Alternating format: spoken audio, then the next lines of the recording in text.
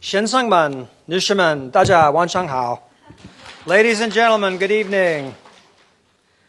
我要热烈地欢迎大家来参加今晚的牛蒡奖宴会。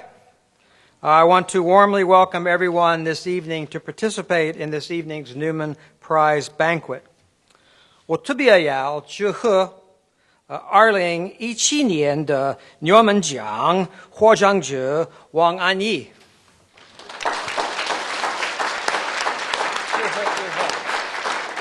I especially want to welcome and congratulate the 2017 Newman laureate Wang Anyi. Pete asked me to say a few words about OU in China. The University of Oklahoma has a long history of engagement with China, and interestingly enough, it all began with literature. Since its founding in 1927, OU's international literary journal, World Literature Today, has been the centerpiece of OU's engagement with China. Over the past 90 years, World Literature Today has provided extensive coverage of a long list of Chinese authors. In addition, Chinese poet Bei Dao was the biennial Puterbao Fellow in 2008, and poet Duo Duo was the literate for the 2010 Neustadt Prize in International Literature. And in conjunction with tonight's event, I should mention that Mo Yan, the first winner of the Newman Prize and recent winner of the Nobel Prize in Literature, was a frequent guest in the pages of World Literature Today before he became world famous. World Literature Today's logo is a fully rigged sailing ship against a rising sun with the Latin motto, Lux a peregre, which means light from abroad. The motto reflects the goal of World Literature Today to encourage its then mostly American readership to enlighten themselves by reading the literature of the world, something we could all stand a good dose of these days. The goal was expanded further with the founding of Chinese Literature Today, which focuses now on familiarizing Western readers with the best authors writing in Chinese today. Chinese Literature Today is a joint project of World Literature Today, the OU Confucius Institute, and Beijing Normal University, with partial funding from Hanban, an agency of the Chinese Ministry of Education. Since 2011, Chinese Literature Today has been making the works of contemporary Chinese authors, scholars, and critics readily available to non-Chinese audiences, with the dual goals of introducing Westerners to new literary voices while promoting cross-cultural understanding and respect. In addition to publishing English translations of contemporary Chinese poetry and fiction, CLT also commissions original articles about Chinese literature from leading Chinese and non-Chinese scholars and literary critics. CLT has also published 6 books of contemporary Chinese prose and poetry in English translation. The most recent book, By the River, 7 Contemporary Chinese Novellas, includes Wang Anyi's story, The Sanctimonious Cobbler, which I hope you all can buy and read. CLT has also sponsored 3 international conferences in Beijing in cooperation with Beijing Normal University on contemporary Chinese literature, and has worked with the OU Library to establish the brand new Chinese Literature Translation Archive, which had its opening ceremony this afternoon. And this archive will become a research center for people interested in issues related to Chinese English translation. Another key component of OU's engagement with China is, of course, the University of Oklahoma Confucius Institute, which has just celebrated its 10th anniversary. OUCI is a partnership between OU and Beijing Normal University and Hanban.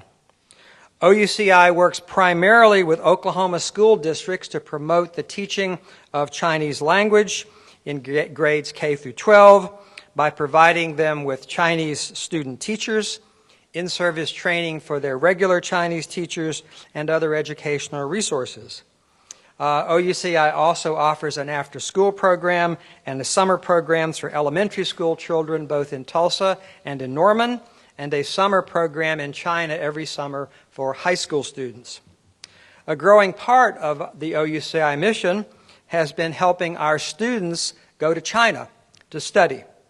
In the past 8 years, OUCI has helped 77 Oklahoma college students get scholarships from the Confucius Institute or from the Chinese government to study in China. And we've also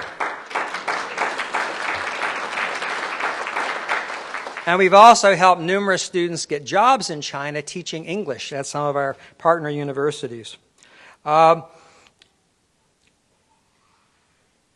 We have also sponsored 4 study trips for Oklahoma educators to go to China and familiarize themselves both with the country and with the Chinese education system. We sponsored 2 international symposia, again, with our partner Beijing Normal University, on the culture of Chinese characters and language. And I'm very proud to say that in 2008 and again in 2016, the OUCI was honored by Confucius headquarters in Beijing as a Confucius Institute of the Year, only one of a handful of the over 500 CIs worldwide to receive this prestigious award twice. So, under the leadership of President David Boren, OU has invested significant resources over the past several years to promote our engagement with China. A major focus of that initiative has been hiring new faculty members who are interested in various aspects of Chinese language and culture to help establish at OU a comprehensive multidisciplinary program for teaching and research about China. Not only have we hired a lot of faculty members, we've also now attracted a lot of visiting scholars from China, as well as a number of postdoctoral fellows and graduate students who come here to work with our faculty. And frankly, many of the people at this banquet tonight are here as a result of those initiatives. So in this and many other ways that I have absolutely not enough time to talk to you about, OU, the University of Oklahoma, is becoming a major center for engagement with modern China. And let me just say a couple of words about the literature question. I personally believe that it is critically important for the future well-being of all of us, the people of the world, to learn to understand and appreciate one another. I further believe, as Pete enumerated earlier, that one of the best ways to understand the perspective and motivations of those who come from a culture different from our own is through reading literature. Literature, no matter what the form or story, ultimately deals with the human condition and explores how ordinary human beings cope with the challenges of life. These stories allow us to enter another culture that is alien to us and help us understand how a person raised in that culture perceives the world and approaches the challenges of everyday existence, how they formulate their hopes and dreams, how they go about trying to realize them, how they deal with success and failure in their lives. Does it work? I'm reminded of one of my favorite scenes from Harry Potter. There's a scene in one of the later episodes where Harry Potter is killed by Voldemort. And he wakes up in a train station. And he's there with Dumbledore. And forgive me if you don't understand the cultural references, but it doesn't matter. He's in this fog in the train station, and he's talking to his old mentor, Dumbledore, who also had died in previous episodes. And at one point in the conversation, Harry Potter says to Dumbledore, he says, "Is this real, or is it all in my brain?" He said, "Of course it's all in your brain, dummy. What difference does it make?" When we read literature, we inject the ideas and thoughts of other people directly into our brain. Can we walk in other people's shoes? Perhaps not literally, but when we read good literature, we are projected into another person's shoes and into another person's life. We live that life in our own brain. Is it real? What difference does it make? It's in our brain. And if it's in our brain, it's going to affect then how we think about other people.